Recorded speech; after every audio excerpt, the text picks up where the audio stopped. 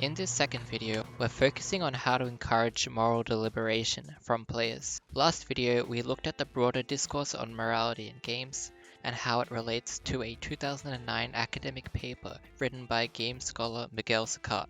We ended up with three categories of moral exploration in games. Games that explore morality well and encourage players to deliberate on morality. Games that explore morality well but don't necessarily ask the player to do the same. And games that don't achieve either of these outcomes. Encouraging moral deliberation is never a guaranteed outcome.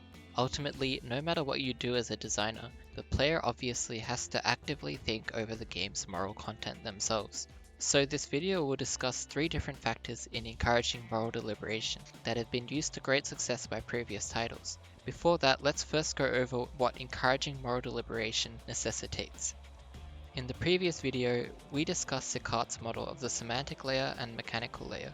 Here we're defining a game that encourages moral deliberation as one that contains morally ambiguous content in its semantic layer and has mechanics or systems in the mechanical layer that correspond to this content. Games that really encourage players to engage in moral thought should first and foremost have some level of moral ambiguity in its subject matter. The amount of morally ambiguous content in a game can vary, but of course a game can't be said to encourage moral deliberation in players if there is no moral ambiguity present at all. The same can be said for games that don't include mechanics or systems that have players affect or be affected by the morally ambiguous content. This is simply because if players aren't made to interact with the morally ambiguous content in their experience of the game, then they are made significantly more responsible for whether or not they choose to engage in moral deliberation. Some game designers may decide that their game is best this way, and don't try to push players to interact directly with ethical issues, and that's perfectly fine. However, it does mean that their game won't encourage moral deliberation from its players, at least for how we're choosing to define the term here. In designing morally corresponding mechanics, the goal is to design mechanics that contribute to a player's engagement in the game's moral exploration. You don't want the game systems to push players to act against the portrayal of morality in other sections of the game. Again, the relations between the mechanical and semantic layers are key in designing ethical gameplay. Games usually encourage players to deliberate on moral issues through choices, whether these are dialogue choices or combat choices. Theoretically, however, morally correspondent mechanics aren't limited to choices. After all, many games manage to explore morality through pushing players into performing morally questionable actions. Shadow of the Colossus, for example, portrays many of the colossi that players have to slay as peaceful, encouraging players to deliberate on the morality of the player character's actions. A common mistake games make when creating moral ambiguity is having systems contextualize players' choices and assigning them moral values, ruining any ambiguity present in the initial morally thought-provoking situation. For instance, in Dishonored, the chaos system contextualizes all non-lethal methods of dealing with assassination targets as good, or at least preferable to outright killing them. This works for most of the game, but for some non-lethal routes, like giving a woman away to a creepy admirer, or branding a man as a heretic for the rest of his life, the chaos system ruins any moral ambiguity that would otherwise be present in these scenarios. No matter how you try to justify it to yourself, the non-lethal routes lead to lower chaos, which will overall lead to a better ending, better character interactions, and a less hostile environment, which overall contextualizes low chaos as good. Games often ask players to assess the morality of different characters, groups, or factions, and ask them to choose how their moral values and beliefs stack up in comparison. Fallout New Vegas is a classic example of a game that encourages deliberating whose perception of morality is the best out of those available, and deciding as a player which route to take is the most justified. This is of course most evident in the ending battle over Hoover Dam and the New Vegas Strip, in which the player can choose to align with a few different factions, such as the Democratic New Californian Republic or the totalitarian regime of Caesar's Legion. Whilst the NCR is generally considered the good option and Caesar's Legion considered the most evil, it isn't that clear-cut. As video essayist H. Bummerguy argues, the NCR seeks to rebuild the democracy of the old United States, which of course led to the post-apocalyptic world that the player finds themselves in during Fallout. They also struggle to keep crime under control, and are responsible for the deaths of many great Khans, another faction in the game.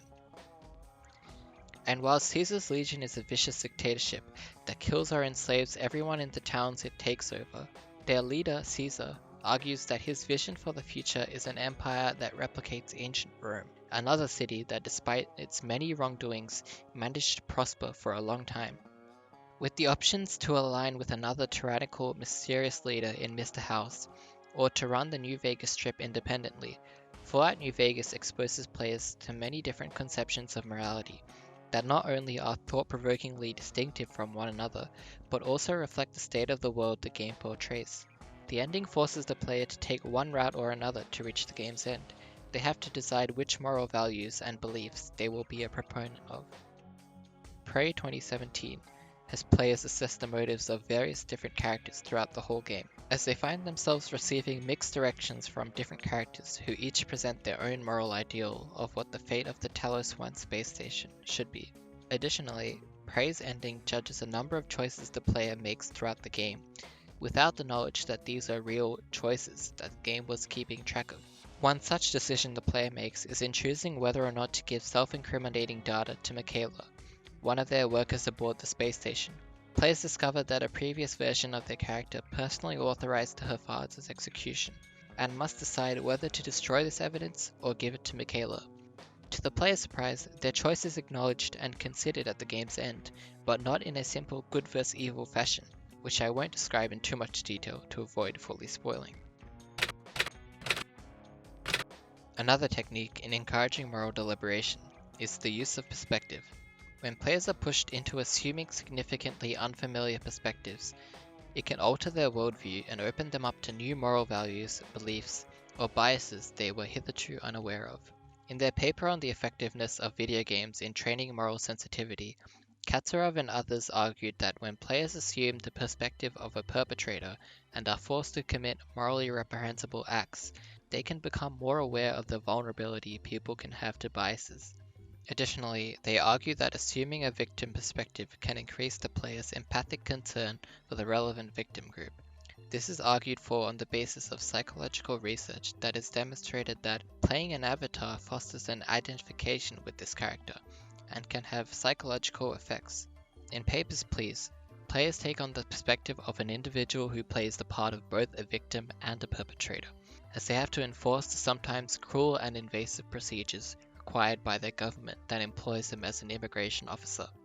Through playing this character, players become very aware of how they are breaking moral values relating to privacy and are often forced to cruelly reject certain immigrants. This use of perspective also provokes empathic concern for people who have to do such jobs for a living, as they simply have to act on the decisions of those above them in order to get by. This ties into the use of a victim perspective in Papers, Please, as the player is barely able to feed their hungry and sick family, and is forced to treat others cruelly to have a hope of treating their family well.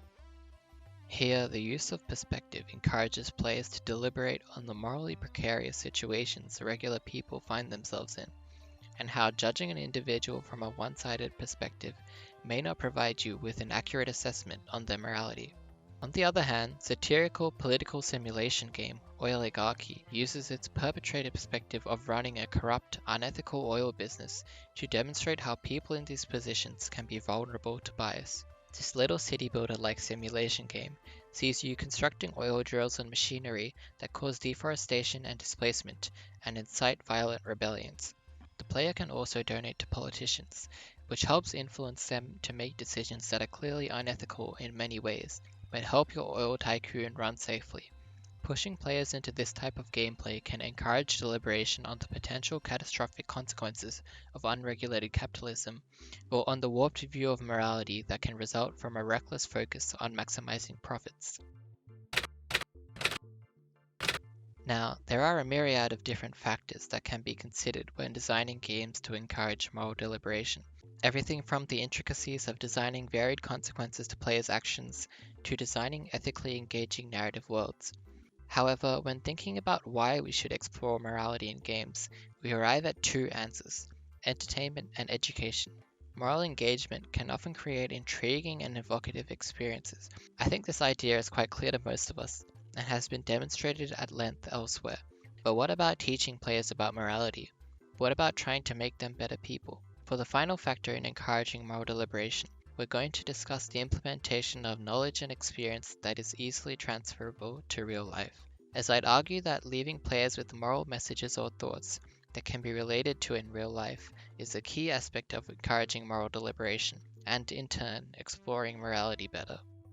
As mentioned earlier, Oligarchy and other games by the developer Molindustria, such as the McDonald's video game, teach players about the various real immoral business practices of corporations that are employed to the ultimate aim of profit maximization. Their commentary on real-world issues and injustices provide knowledge that is very readily transferable to real life, and the incorporation of corresponding mechanics and systems put players at the forefront of these injustices, experiencing their cruelty firsthand. Another method of demonstrating morally insightful real-world knowledge is demonstrated in The Detail. This game weaves this kind of knowledge into its fictional storytelling in an interesting way that also responds to player choice in a provoking manner. For example, after the first episode, players get an overview of the different choices they made and how they relate to real-world facts. Reading that over 100,000 underage victims are involved in sex trade in the US each year is a morally confronting factoid from the real world, and it's made more memorable and personally significant after having played through a narrative situation in which your actions influenced whether or not a young woman managed to escape such a fate. Moving away from real-world facts, the games Life is Strange and Missed Messages provide experiential knowledge on what it can be like being close to someone on the verge of suicide. Whilst this knowledge is of course not an authoritative guide on what should be done in such situations, it can help players in identifying warning signs and providing examples or ideas of ways they can go about supporting these people. When designing such sensitive experiences in games, it is of course necessary to perform research to ensure that they are depicted in a respectful, considerate way. As co-director of Life is Strange, Michel Koch stated regarding the development of the game's euthanasia scene. It was extremely important to never imply that she wanted to die because she was handicapped. It would have been a terrible mistake and a very wrong message. So, as you may have realized by now, there are a lot of potential factors involved in encouraging moral deliberation. If there's one thing I want to highlight from these two videos, it's the reliance that the design of ethical gameplay has on the relationship between the mechanical and semantic aspects of a game. Papers, Please, Undertale, Prey 2017, and the other examples of great exploration of morality in games all managed to develop this relationship very well. Much of their gameplay is a natural extension of their game world and narrative, and similarly, their narrative and game world are informed and affected by the possibility space of their systems and mechanics. Morality is a slippery, confusing, and fickle concept, especially in the public sphere. But an expertly crafted portrayal of morality in a video game can be the hook that keeps the game stuck in your mind many hours after the final credits roll, and clawing away at your subconscious when you least expect it.